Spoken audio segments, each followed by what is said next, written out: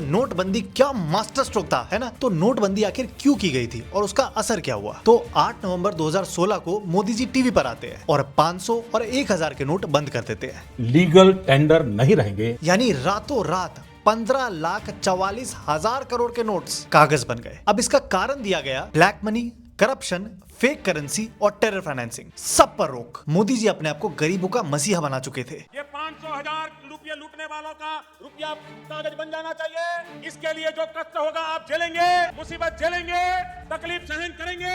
मेरे प्यारे भाइयों बहनों, भ्रष्टाचार से देश को मुक्त कराने के लिए आप जो कष्ट उठा रहे हो, मेरे गरीब भाई कष्ट उठा रहे हैं, मेरे मध्यम वर्ग के भाई कष्ट उठा रहे हैं, मेरे दलित भाई कष्ट उठा रहे हैं, मेरे आदिवासी कष्ट उठा रहे हैं, मेरे किसान भाई कष्ट उठा रहे हैं, मेरी माताएं बहनें। 8 तारीख के बाद 500 और 1000 की नोट पर मोदी ने हाथ लगाया। अब ये नोटबंदी बिग बॉस के टास्क की तरह थी। मोदी जी ने बोला कि ये टास्क 50 दिन चलेगा और बहुत इमोशनल अपील्स की। 50 दिन मांगे हैं, 50। 30 दिसंबर तक मुझे मौका दीजिए मेरे। अगर 30 दिसंबर के बाद कोई मेरी कमी रह जाए, कोई मेरी गलती निकल जाए, कोई मेरा गलत इरादा निकल जाए, आप जिस चौराहे में मुझे खड़ा करेंगे, मैं खड़ा होकर के देश जो सजा करेगा वो सजा भुगतने के लिए तैयार हूं।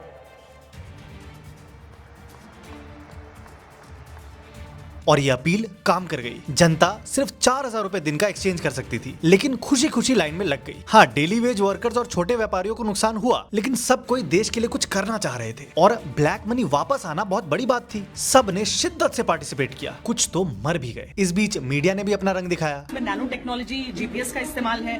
अगर एक जगह पर बहुत सारे नोट एक साथ पड़े रहेंगे, इनकम टैक्स डिपार्टमेंट में इसका सिग्नल जाएगा, क्योंकि ये सीधे सैटेलाइट की ओर सिग्नल ट्रांसमिट करे। कुछ आतंकवादियों के हाथ में नए नोट भी मिल गए, लेकिन जो भी हो 50 दिन बीत गए, लेकिन टास्क अभी खत्म नहीं हुआ। डेडलाइन बढ़ती रही। अब लेकिन जिस वजह से नोटबंदी की गई थी वो मकसद तो पक्का पूरा हो गया होगा, है ना। तो सबसे पहले ब्लैक मनी, कि जिनके पास ब्लैक मनी है वो तो ये पैसा पक्का ही जमा नहीं कर पाएंगे, यानी देश भर से काला धन तो साफ हो जाएगा। ऐसा कुछ नहीं हुआ। 99.3% यानी ऑलमोस्ट सारा पैसा बैंक्स में वापस जमा हो गया। 18 लाख से ज्यादा सस्पेक्ट बने, लेकिन एक्शन के नाम पर क्या हुआ किसी को नहीं पता है। चलो दूसरे पर आ जाओ।